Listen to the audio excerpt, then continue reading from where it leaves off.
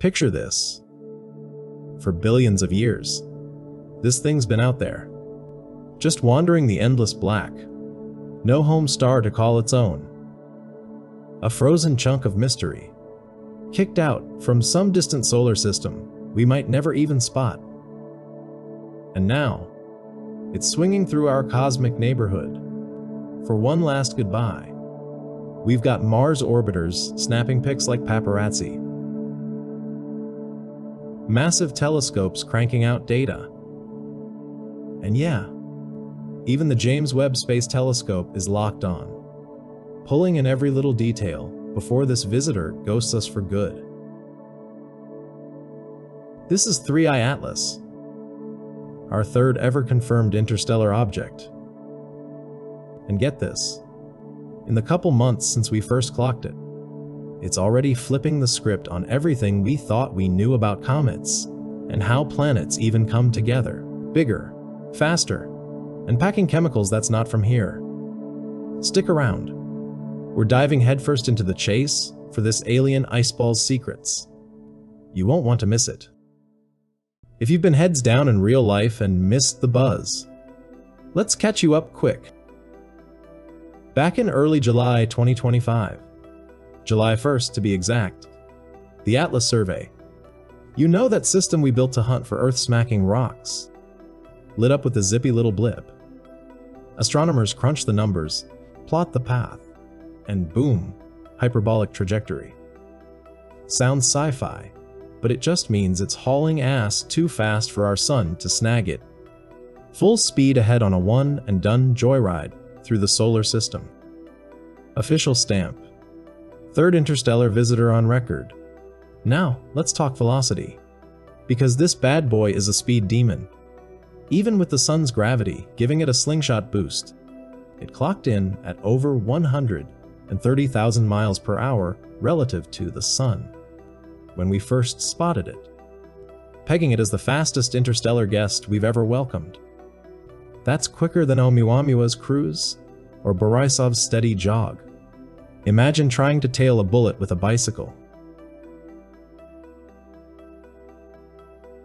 Fast forward to October 3rd. It pulls off this epic close shave with Mars, zipping within 18 million miles of the red planet. That's like the distance from New York to Sydney, but in space. Close enough for our orbiters up there to play cosmic photographer. The ESA's Trace Gas Orbiter and Mars Express grabbed shots and sniffed out gases that ground telescopes could only dream of. And right now it's barreling toward perihelion. Fancy talk for its closest hug with the sun, slated for around October 30th. Swing around that star and poof, it's outbound forever. So yeah, these next couple weeks are prime time to watch the show before the curtain drops. Okay, so when something this wild pops up on the scopes, astronomers don't mess around. They unleash the full arsenal. First up, the optical big guns, like good old Hubble. These early pics were a total fuzzy mess at first. Think time-lapse of a blurry streak, turning into a proper comet with that classic coma. The gassy, dusty halo that screams, active comet. But man, it is faint out there, millions of miles away, so the images are noisy as heck. Enter the real MVP of the James Webb Space Telescope. JWST's like that friend who sees through the BS. Its infrared eyes cut straight to the heart with spectroscopy. That's basically scanning the light for chemical barcodes, reading the invisible fingerprints in the gases boiling off this thing. And the readout is straight up weird, in the best way. Strong hits of carbon dioxide, CO2, dominating the coma, with water vapor playing second fiddle, way weaker than we'd bet on. Every comet we've ever poked in our own backyard has water ice ruling the roost this close to the sun, gushing out like a broken fire hydrant. But 3I Atlas is different. CO2 steals the spotlight, pumping out plumes at a rate that's got scientists geeking out. And just this week, NASA Swift nailed the first solid water detection. OH radicals from ice grains, sublimating like a fire hose at full blast. starting way out at 3 times Earth's distance from the Sun. Recent data from the Mars orbiters even clocked the water loss at something insane, like 100 kilograms per second during that close pass. This isn't just quirky. It's a billboard from another star system. A snapshot of chemistry from a world we can't touch. It's mind-blowing. Like tasting ice cream from a flavor lab on Alpha Centauri. The activity level is through the roof. It's brightening up big time as it nears the Sun, and that's no accident. It's those CO2 ices and other wild volatiles going full sublimation mode. Flash freezing straight to gas in explosive bursts. Early hints suggest an antitail, a quirky backward streak from uneven ice melt. That's got folks buzzing about its odd behavior. The latest Keck scans show unusual nickel and cyanide emissions in the comet, pointing to a metal-rich alien birthplace, worth a potential $455 trillion in nickel alone.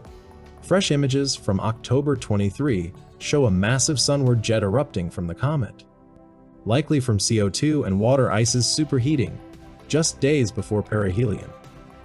Then there's polarization. Yeah, I know. Sounds like a physics headache, but bear with me.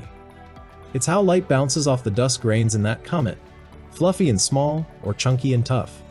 Early reads show super negative polarization, like -2.77% in spots. The kind that screams ancient, dark, icy stuff. Size-wise, this isn't some pebble.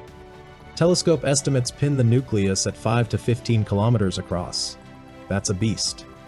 Stack it against Oumuamua, which was maybe a tenth that wide, and you've got a legit mega-comet on your hands. Big enough to pack a punch if it ever swung too close to home.